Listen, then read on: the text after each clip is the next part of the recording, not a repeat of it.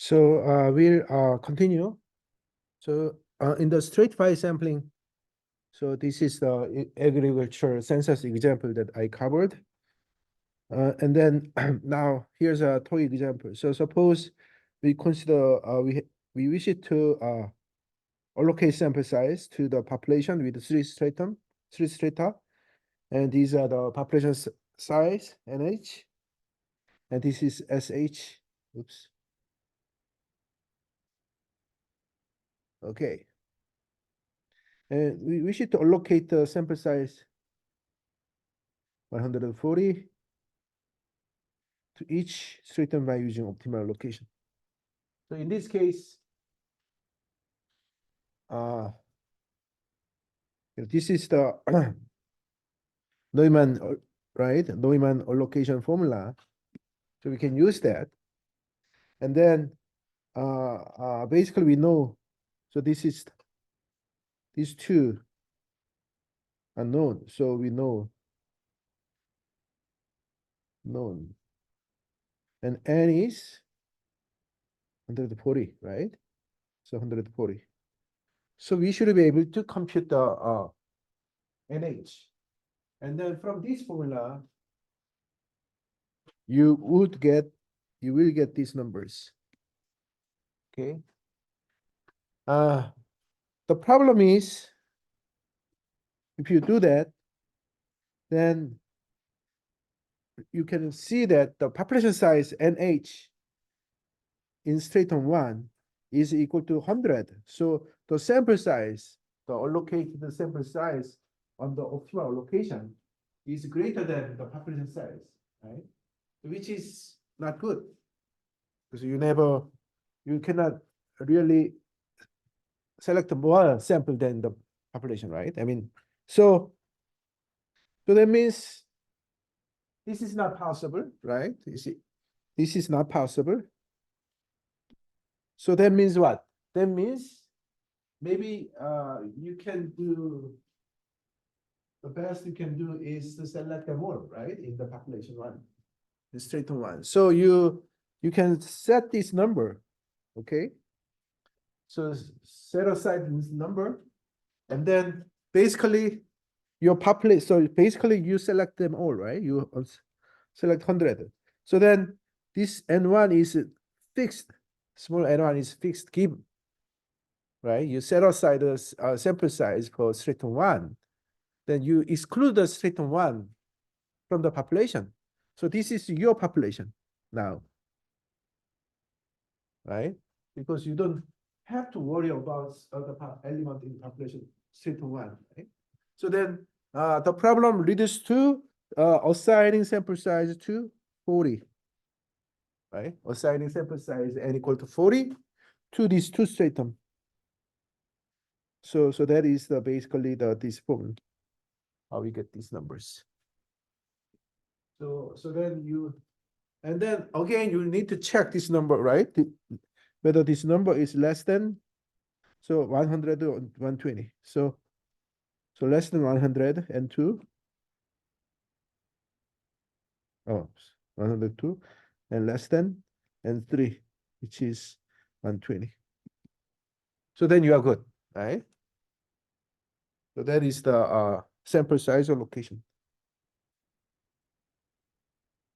And now the allocation is based on uses that n is given. So this total sample size is given, then you want to allocate. But in practice, you may not know the total sample size either. So then in that case, you need to somehow figure out how to do sample size determination and allocation. So what is scenario 2? Let's go back to remind ourselves what scenario 2 is. Okay. Scenario 1, scenario 2. Yeah, so this is scenario 1. This is a scenario 2. So scenario 1, total budget or total sample size is given. And scenario 2, okay, total budget is given, okay. And scenario 2 is margin of error is given. So you you have, you know, your target precision, right? Target accuracy, and then use that as a constraint. I mean, as a condition to find the sample size and sample allocation. So then you need two steps. Step one, you first find the sample size. And then step two, you allocate the sample, right? Given the sample size. So that is the basically what is going on.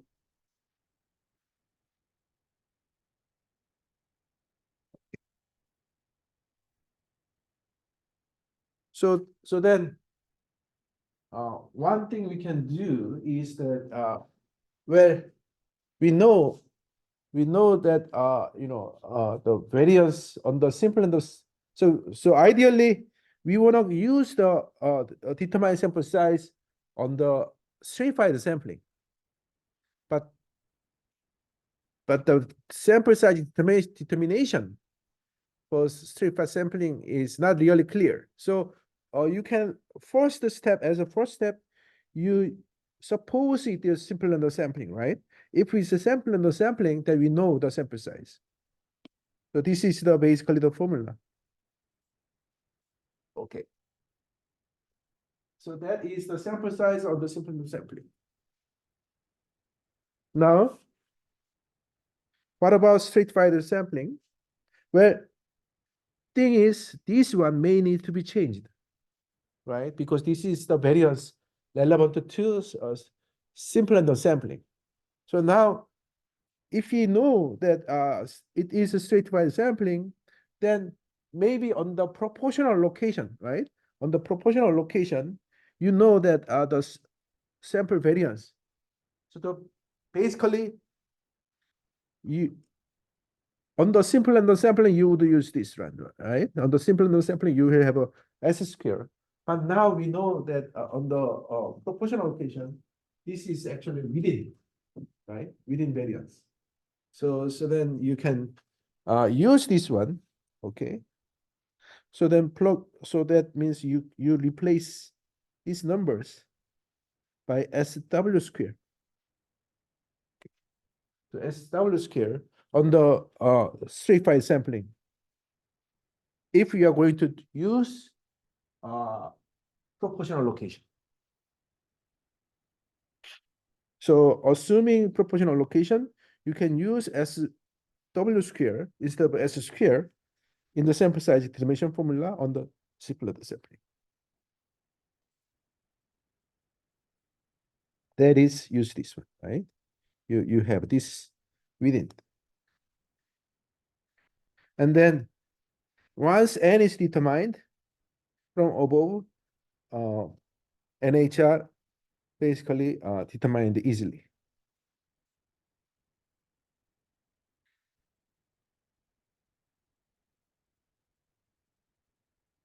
So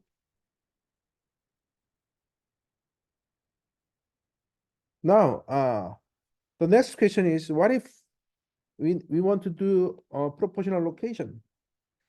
Okay, so optimal location. So previous formula here is on the proportional location.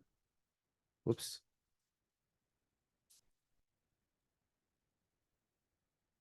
On the proportional location. And now, what about optimal location? Then the variance formula is basically is changed further. So on the optimal location, so let's go back. So this formula came from here. Oh, oops, here, right? On the optimal location.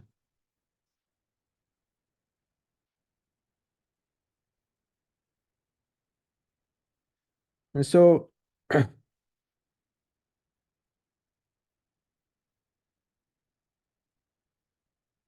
here, so this is the formula. And so then now the instead of using this one, right? Instead of using So this one is on the proportional location. So this is the basically variance. So S E equal to C alpha over 2, and then variance head of variance. You don't have to head. Variance of the orbit times y bar, whatever, right? So this is the basically formula. So we want to replace it by the variance corresponding to optimal location. So which is this one? So you use that. And then solving this one with respect to, so we want to, our ultimate goal is to compute this one, right? So then you, you should be able to compute it, but maybe one way to simplify is that if this is really, I mean, capital N is really large, then this can be simplified further. But the concept is just the same, right? The idea is the same. We have a we equate the margin of error equal to the half width of the confidence interval and solve it for sample size. That's it. Okay. Okay, that is the all about week 3, and I'm gonna move on to today's lecture, week 4.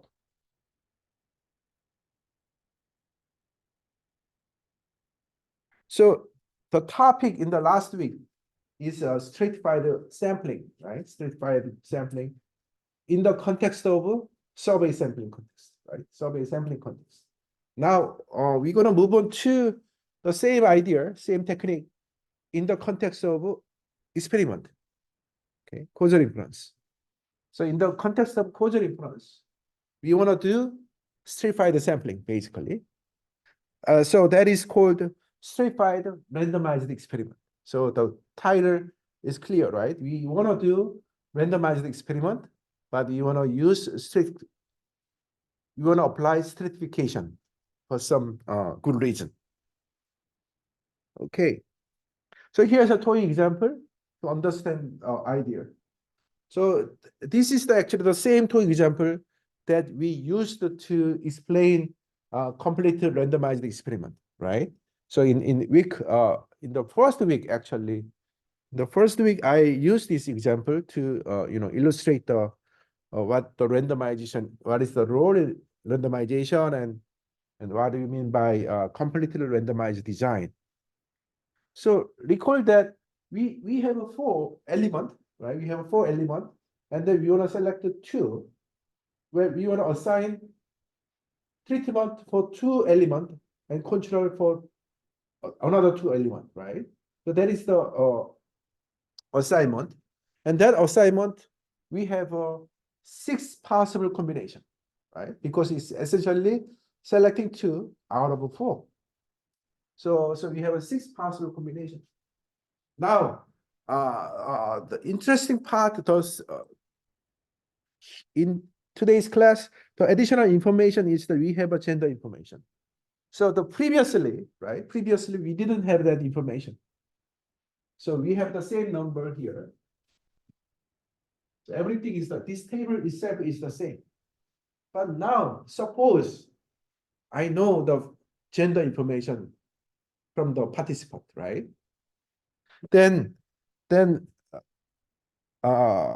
there's something we need to worry about, essentially. So this is for example gender, right? So this X is auxiliary information available in your population. And then okay, what we know is that we know this is sample size. So we know that there are 2 males and 2 females, right? So that we know. Okay. And then we want to we also know that we want to assign 2 controls and 2 treatment, right? So if you randomize, right? If you randomize, then this is actually okay, random variable.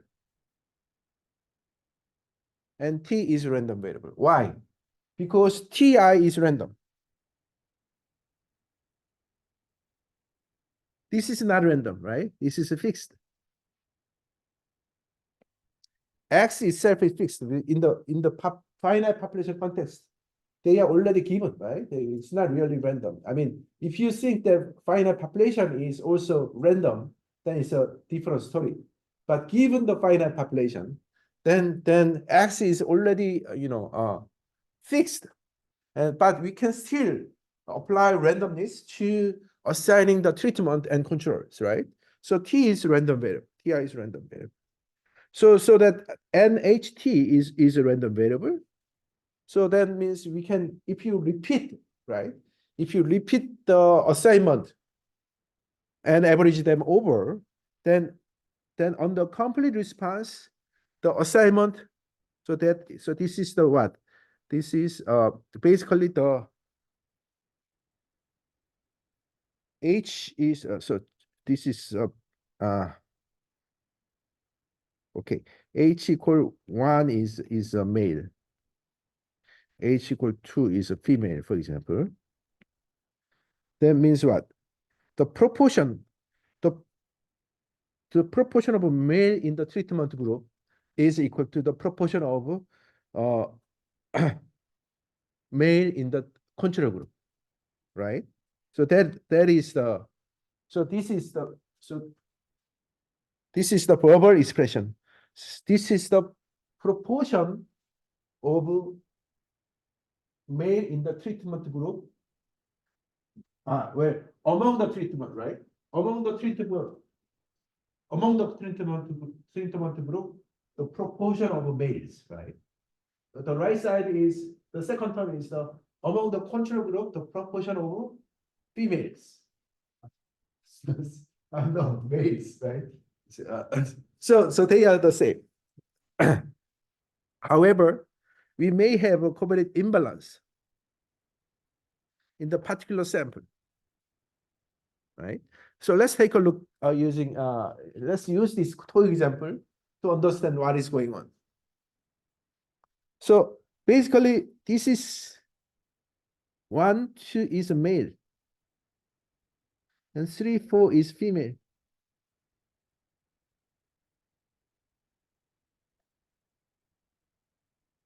So that means treatment is case 1, treatment is given to all the males, and control is given to all the females, right?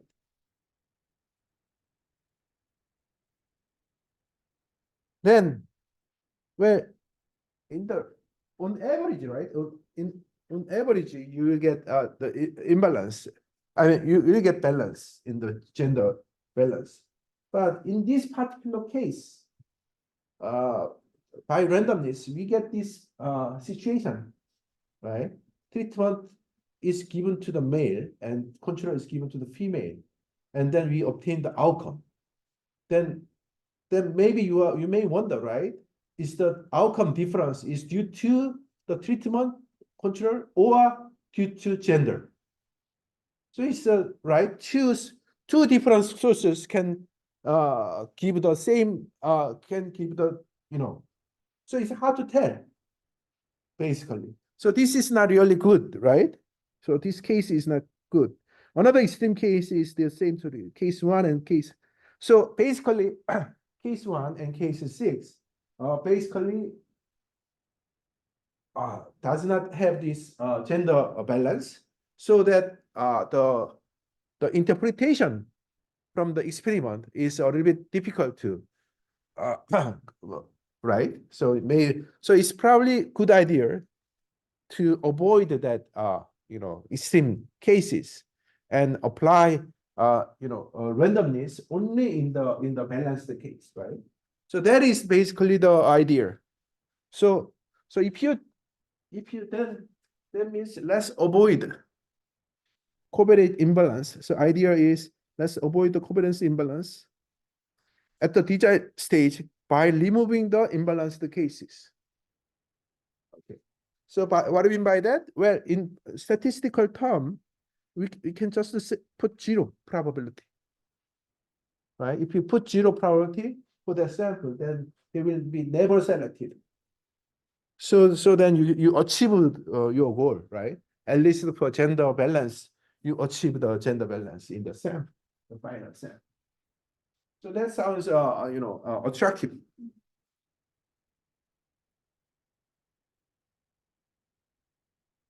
Okay, so this is the concept. Now you want to use some mathematical formula to discuss the statistical properties, right? Then maybe there's a notation may be complicated because so many, you have a control and you have a gender and you have outcome, right? And but let's do one by one. So first thing is to define your parameter very carefully, right? So you know your parameter is essentially tau is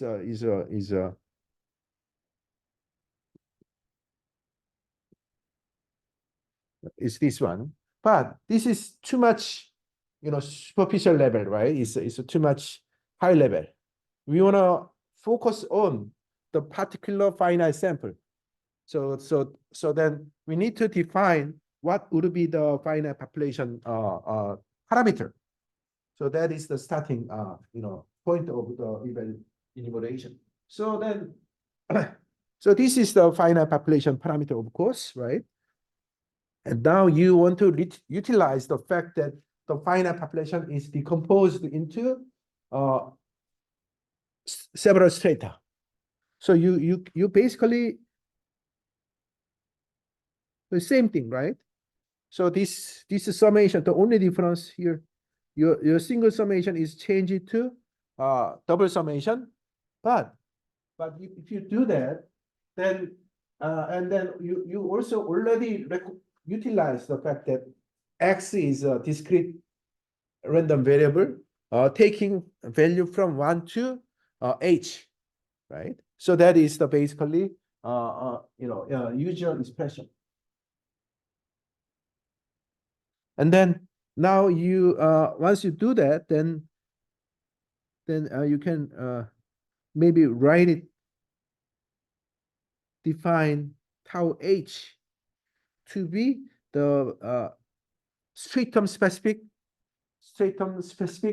population average treatment effect, right? So average treatment effect in that population, in that stratum. And then this is the proportion, population proportion. So that is the basically another one way of expressing your parameter of interest. And then once you write this way, this is known. WH is known. So that's exactly this. Actually, this is exactly the same structure as a stratified sampling with in survey sampling context. So, well, actually, yeah. So population mean, finite population mean is a stratum weight of the stratum mean. Right.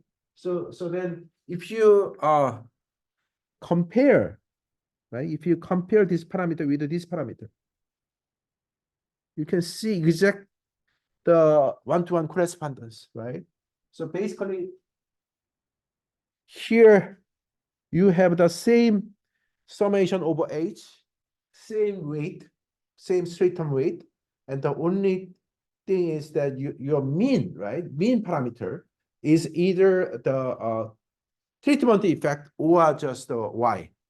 So then you can see the exact resemblance between survey sampling and design causal inference. So idea is, okay, because WH is known, right? So you don't have to worry about this part. All you have to do is to estimate tau h.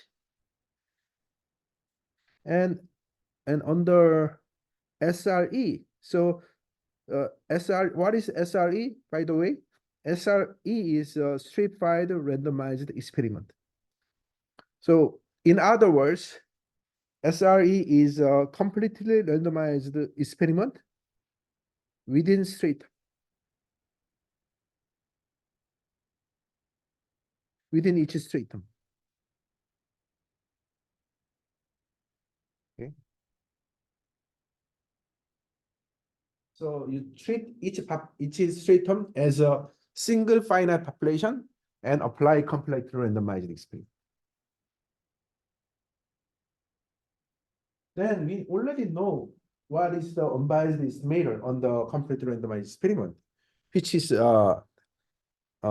basically time, right? Difference in means estimator.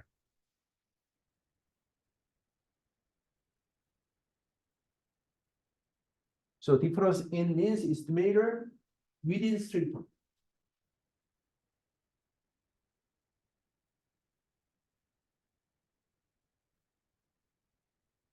So the first part is the sample mean, the sample mean in the treatment group. This is the sample mean in the control group.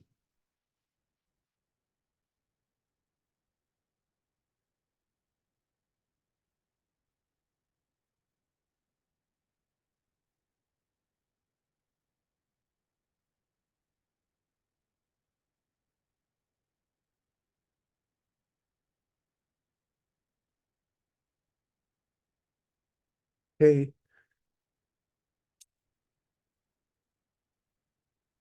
So let's consider this two example. Go back to two example to understand stratified random sampling. Stratified randomized experiment.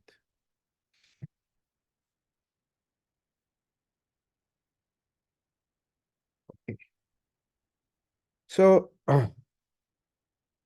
this guy is because of this property, right? 1/4,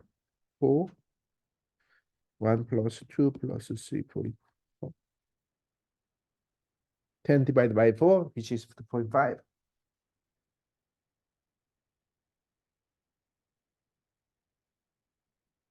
And then if you 2.5, right, then difference is 1.5, 0.5, minus 0.5, minus 1.5. So square term is 1.5 square, 2.5 square, 2 times divided by 4, which is this. Which is smaller than what you would get. So in this particular experiment, this would be more, right? So if you had used the simple random the CRE, then you would use this one, right?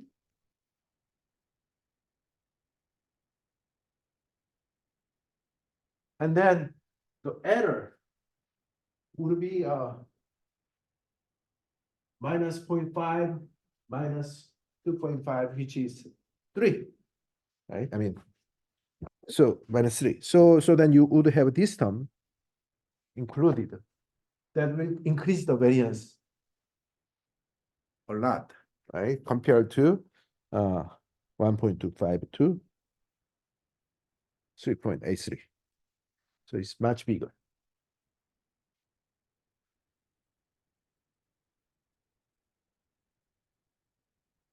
So one implication, so what would be, this is more than 2 times, right? 2.5, 3 points, actually it's 3 times.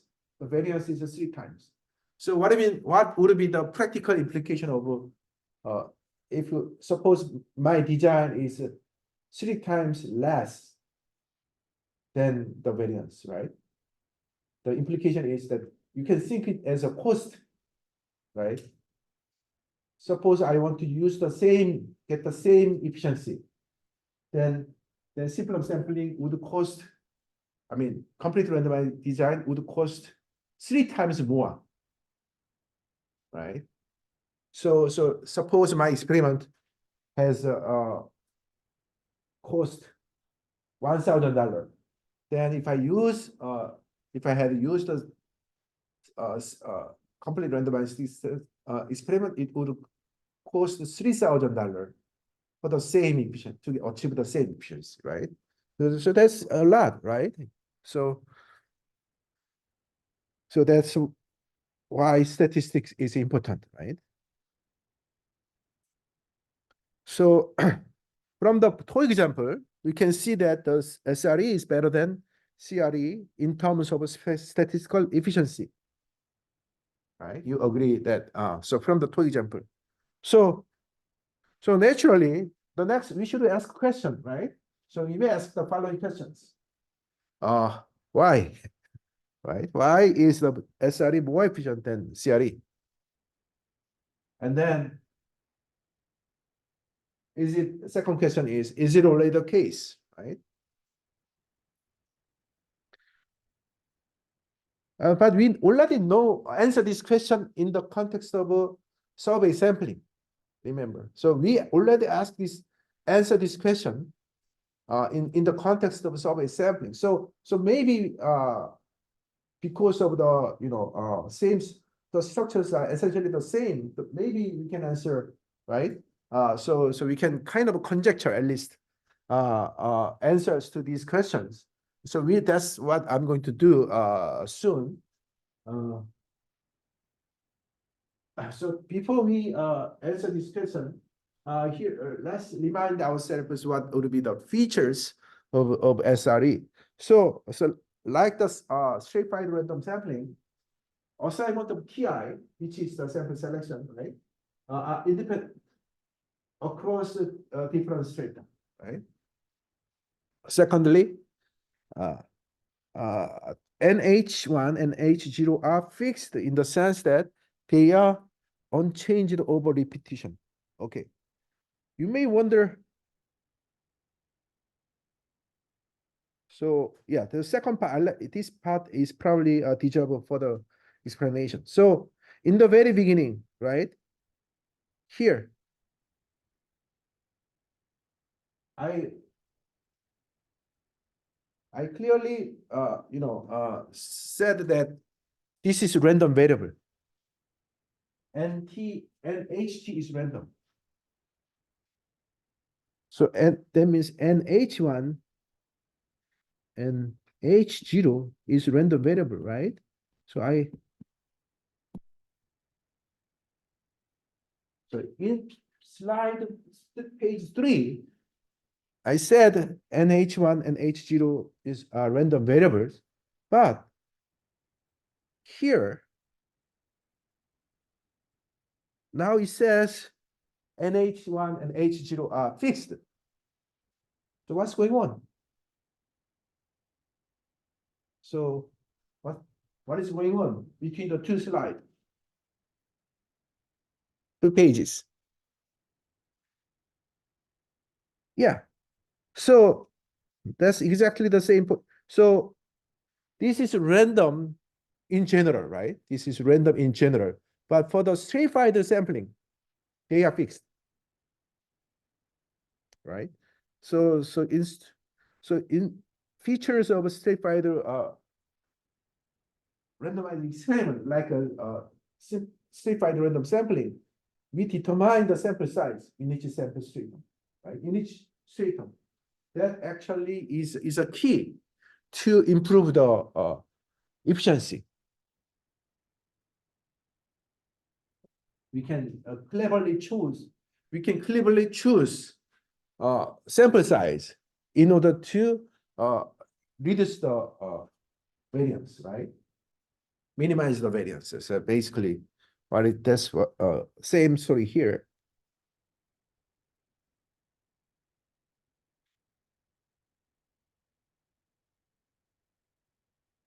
Okay. So before we discuss the optimal whatever property, before we answer these questions, right? Before we answer these key questions, let's first take a look at the basic properties. design-based properties. So first of all, SRE, tau hat SRE. So this is defined in here, right? Equation 1. So equation 1.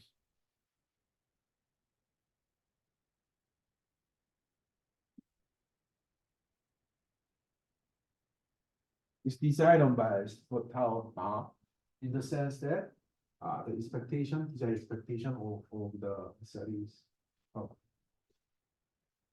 This is because what? This is because this is basically time, right? Time is unbiased. So tau average treatment effect under completely randomized experiment, right? So that this property we already accept, right? We know this property already, and then in the context of a stratified randomized experiment, basically this estimator is a weighted combination of the time, right? Weighted combination of weighted average of the times. So in each stratum, they are completely randomized experiment. So then the design unbiased should follow.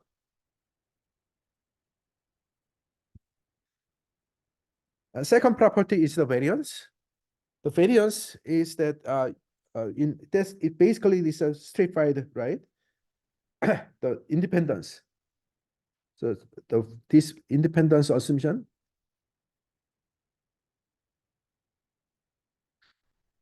is played here, right?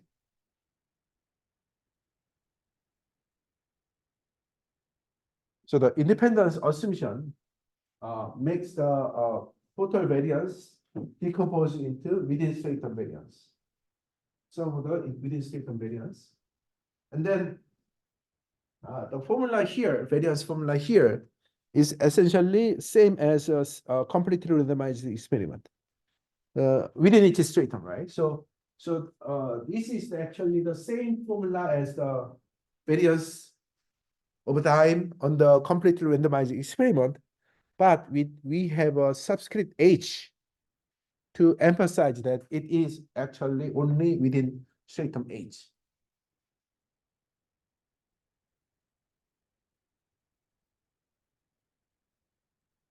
Okay. So we don't have to prove it again. Now let's directly move on to sample size or location. So here, this is given, right? This is given in the sense that the finite population itself is given, right? We don't really select to the selection. But in SRE, we have an assignment. So then we have a treatment group and control group assigned to be assigned in each stratum. So then the sample size has to be determined.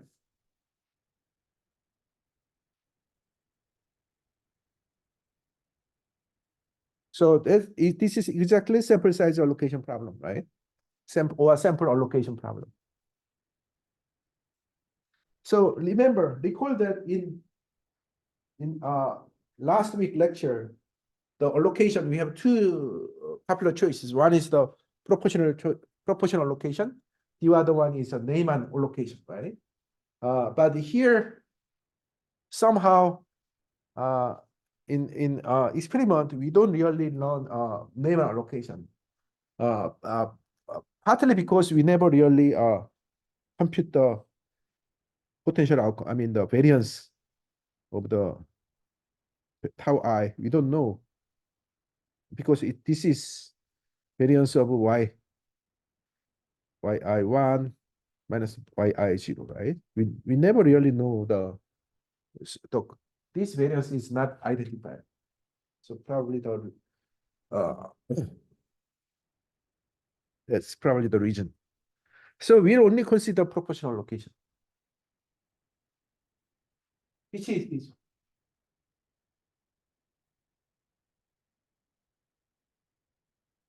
Okay. So then let's try to recall what we learned about proportional allocation in survey sample. Two properties. One is the weights are equal. Remember that if you do apply proportional allocation, the weights are all equal. So that means it's very convenient, right? It's very hard to make a mistake if the weights are the same. So that's one advantage. Second advantage is that the variance is smaller, always smaller than simpler the sampling, right? So that is exactly what we are going to, study here. So the first conclusion is that the point estimator, which is originally of this form, right? This is the under stratified sampling. This is originally the stratified sampling. We have this complex form, but end of the day, on the proportional allocation, we can simplify. And the simplification is that you get just the same dying expression, right? Which is just the mean of the treatment group and sample mean of the control group and subtract. That's it. So which is very convenient, right?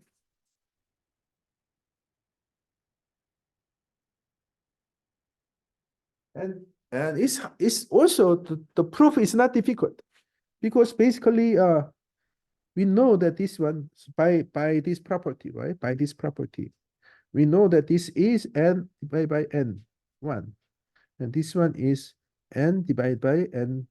So the dependency on h disappears on the proportional allocation. So you get this.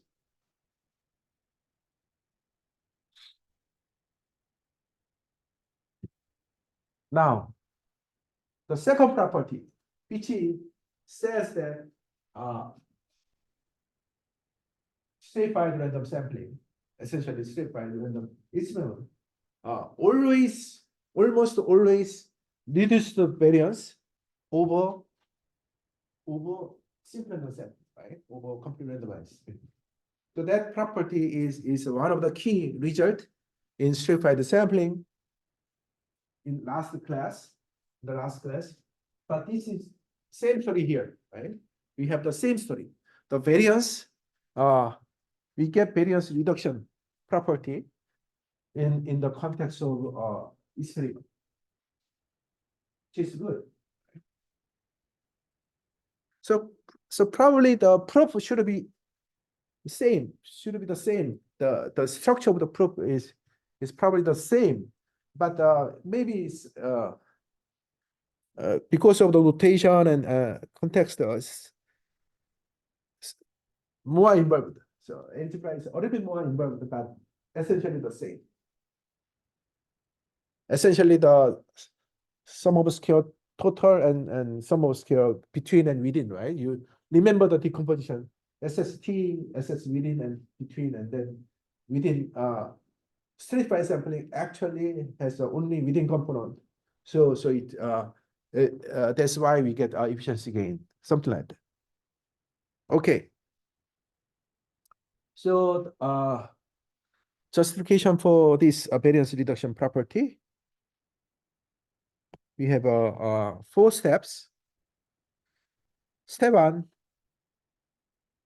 we first write down the formula, right? So stratified sampling formula. And then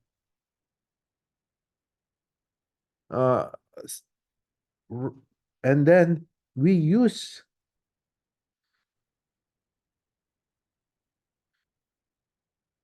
proportional allocation property.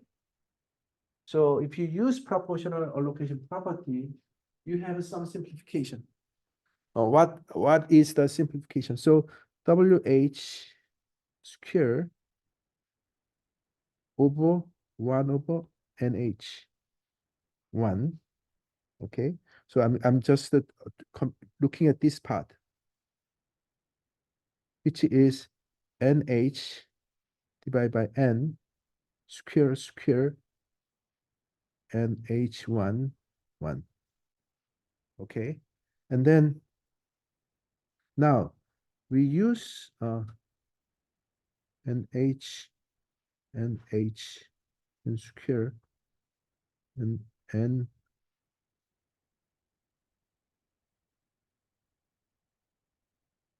H1, right? And then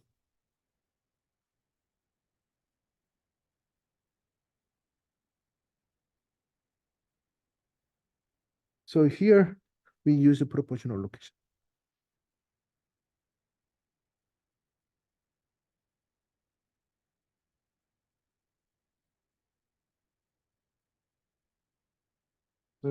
So we use proportional location to and then this is algebra, right? And then NH and then 1 over N1, which is WH 1 over N1. So you can see that this is actually this one.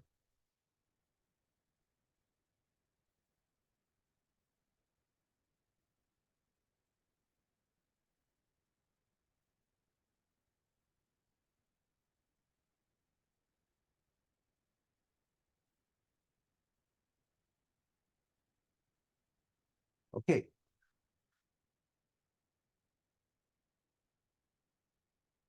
So here you just you don't have a stratum specific sample size, right?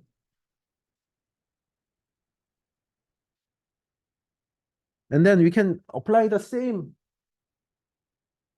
technique to check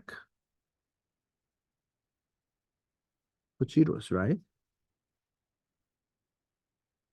Oops. Previously should be N1.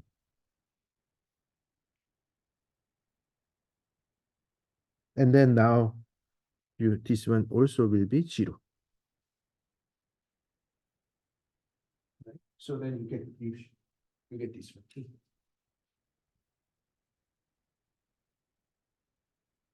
Third one is even easier because you recognize what is the NH.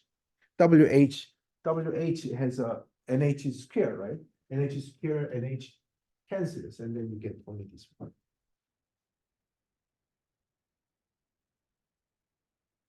So that is the first step.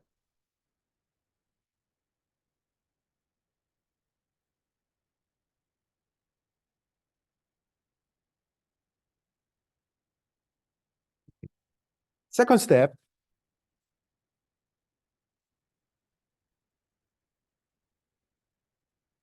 Now let's recall what would be the complete set, right?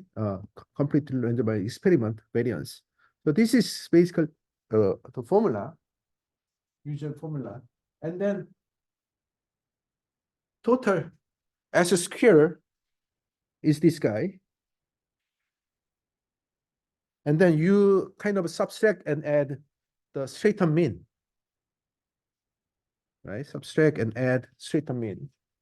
And then expand. Then you have this square, and then 2 times cross product.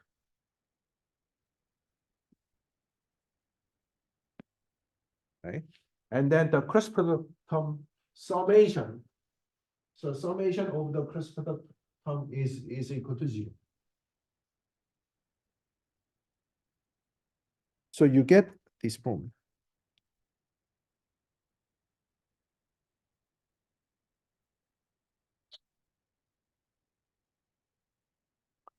Basically, this guy is a kind of a within group variation, right? And then this is a between group variation.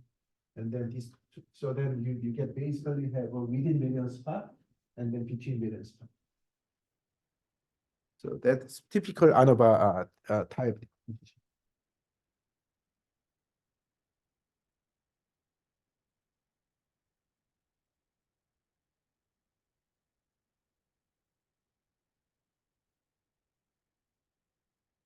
Okay.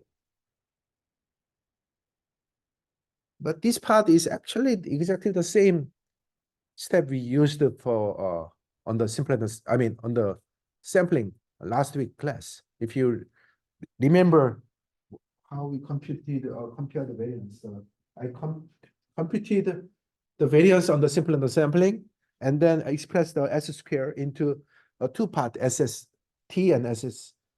I mean, as this guy has to do with SST, right? SST. And then I write it as SS within and SSB between, something like that, right? And so that's what I'm going to do, basically. So then this is the formula, right? This is the formula. And then you obtain the within part.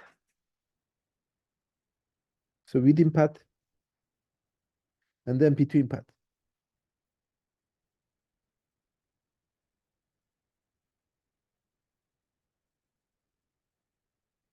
And this within part is actually equal to the variance of SRE under proportional allocation. Because this one is actually part one, step one. So let's recall.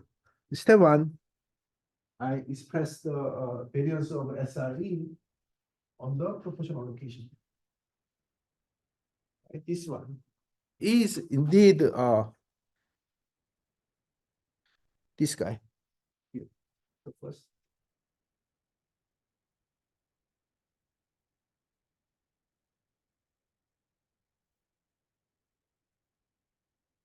And then all, so that means we have only to show the that this component, the second term, right, is non-negative. So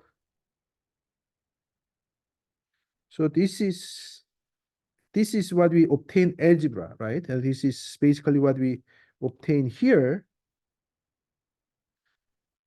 So we need to show that. So this is QH.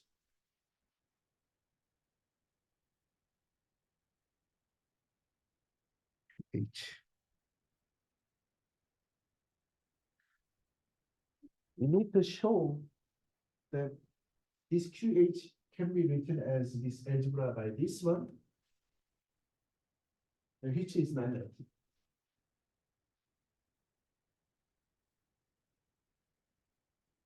So this is what we need to show.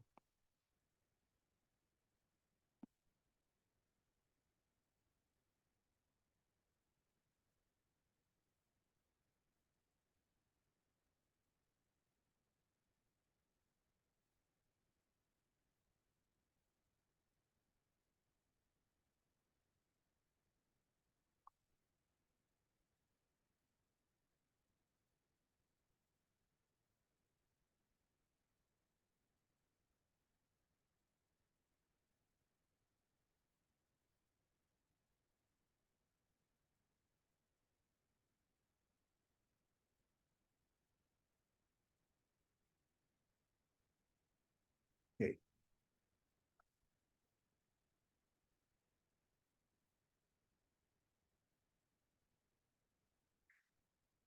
Uh,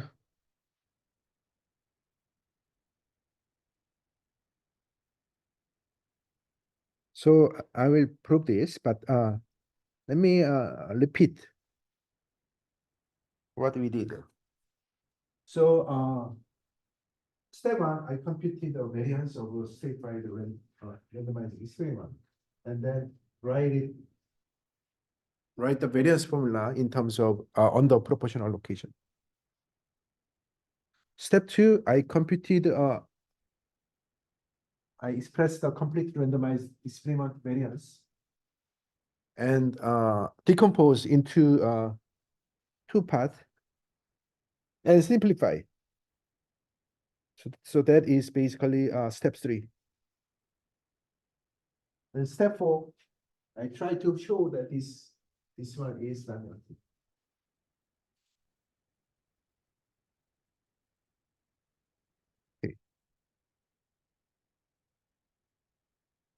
So how to show this? Well, looks complicated, but one thing you can notice here is that if you write it as a let's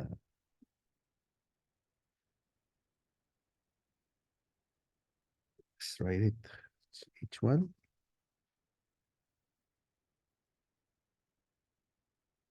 Then this guy is what?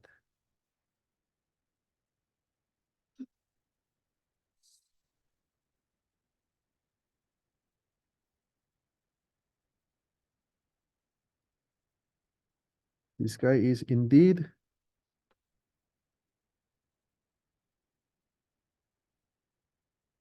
so indeed this one.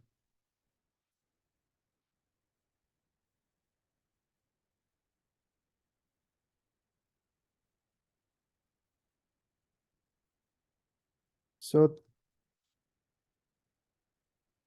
left hand side is 1 over n, h equal to 1 to h. Oops, no 1 over n.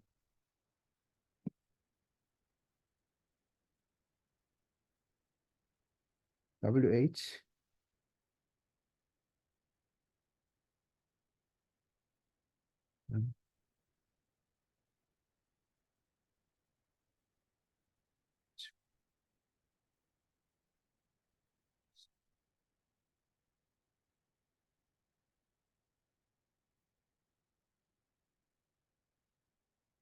minus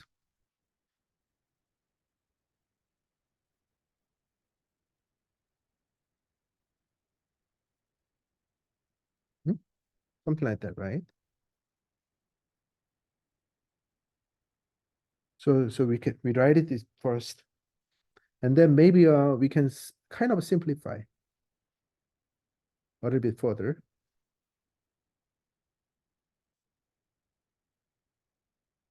So then 1 over nh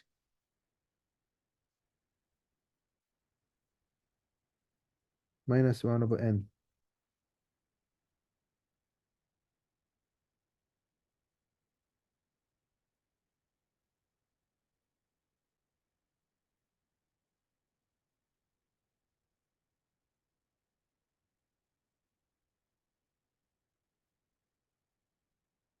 Plus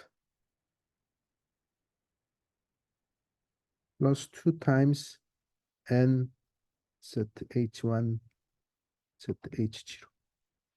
Something like that, right?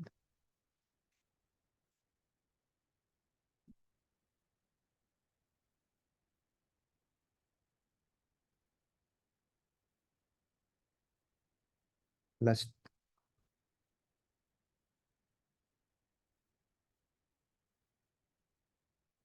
And then this is 1 over n and 1 over n1 over n0 set h1 square plus 1 over n n0 over n1 set h0 square plus 2 n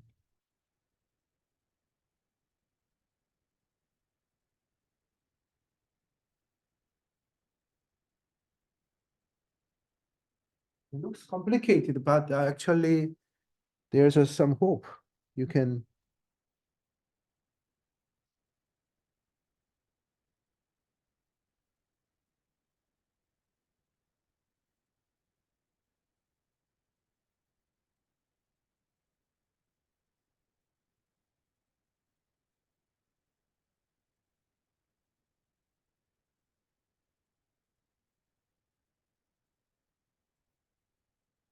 write it this way.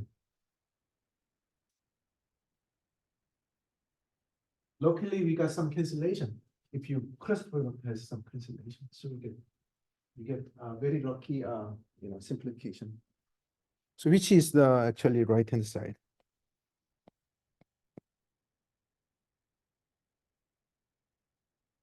So right-hand side here.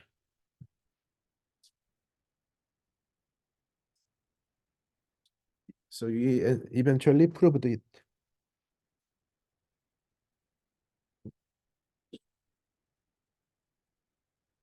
And then because this is a square term, this should have been non-negative.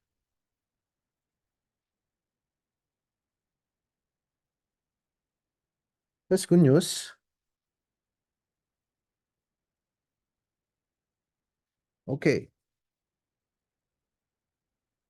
So the steps are a little bit, looks complicated, but the idea itself is exactly the same as that of the stratified random sampling in survey sampling context. Okay. Now I'm gonna introduce some real some case study that may help you understand the problem topic. So this is kind of interesting. I find it very interesting. So in Tennessee, in 1985 to 1986, they have some experiment.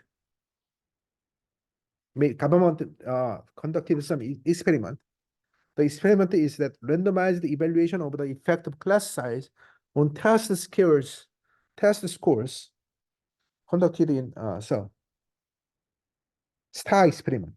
So the hypothesis is that the smaller class size may be more effective in teaching than big class size, right? I mean, that is reasonable, conjecture, but we need the data to confirm that conjecture, right?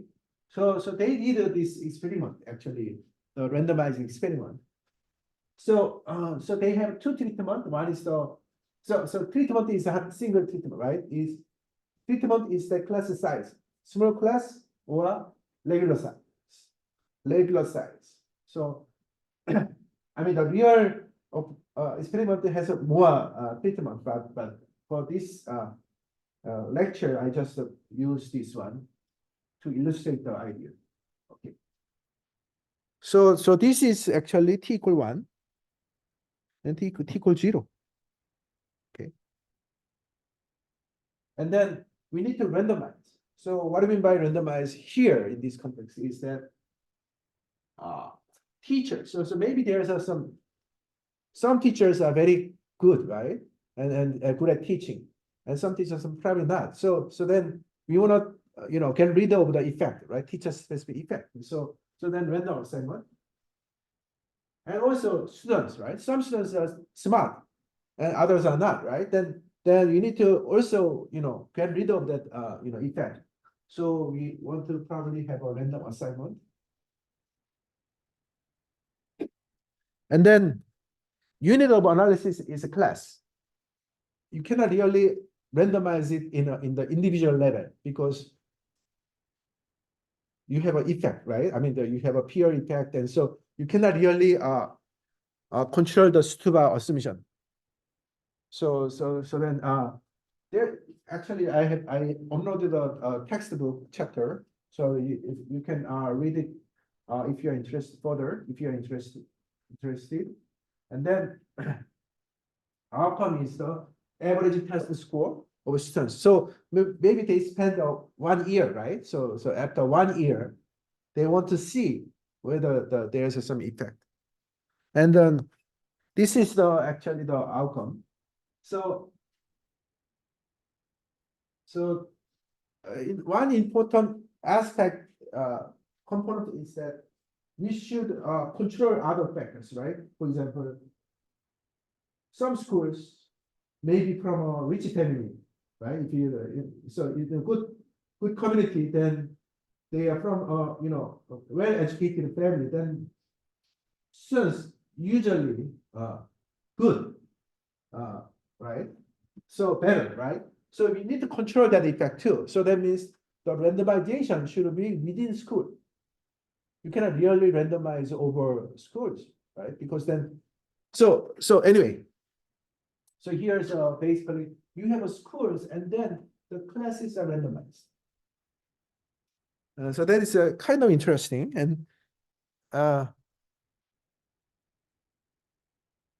And then here's the actual average. I mean, these scores are normalized.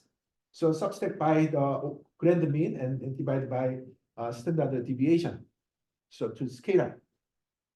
And then see, they have actually they do differ, right? I mean, so small classes seems to have a higher score than regular classes, which kind of consistent with our common sense. But we want to understand, is this difference significant, right? And something like that. So then name and inference can be made, of course. And so schools are treated as straight. So basically we randomize within strata. We randomize within school. So that means school serves the role of the stratum, right? So that's first part. And then this is the typical formula. So nothing new, right? This is nothing new. But I have a, so let me,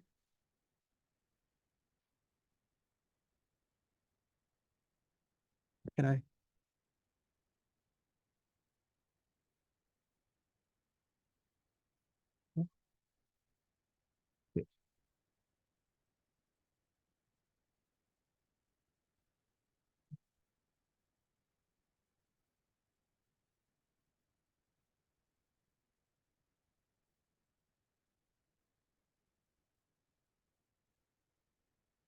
How can I stop sharing?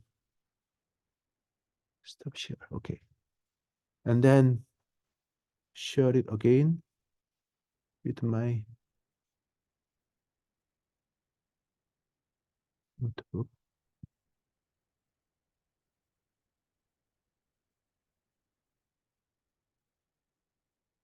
Yeah.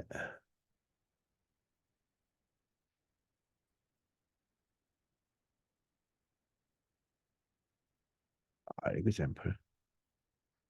Start project.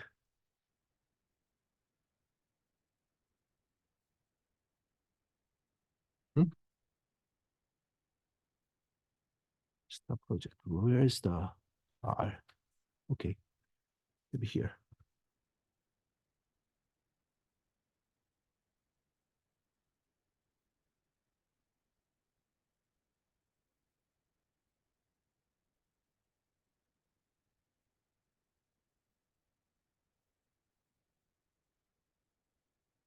Yeah.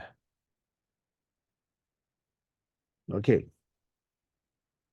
So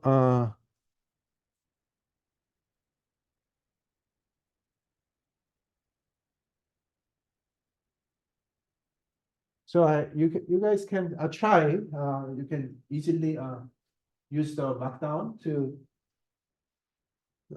try. So basically, so first part is read the data, right?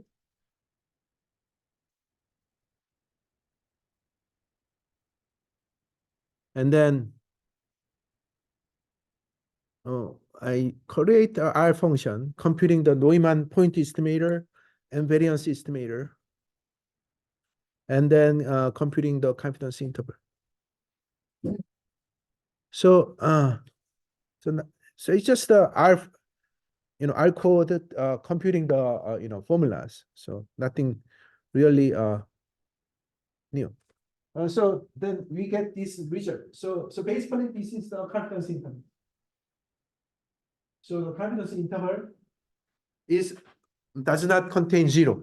So which means that it is effective, right? The treatment is indeed effective. And so maybe that's a very good finding for the education, especially for kindergarten, like elementary school level. I think that's all. That's somehow that's all for today. Any questions? I have about time, a little bit time left. But if not, that's all for today. But you may try the R Markdown and check the code. So I spent a lot of time actually I even typed the data from the textbook by myself. So hopefully that will be helpful to you guys.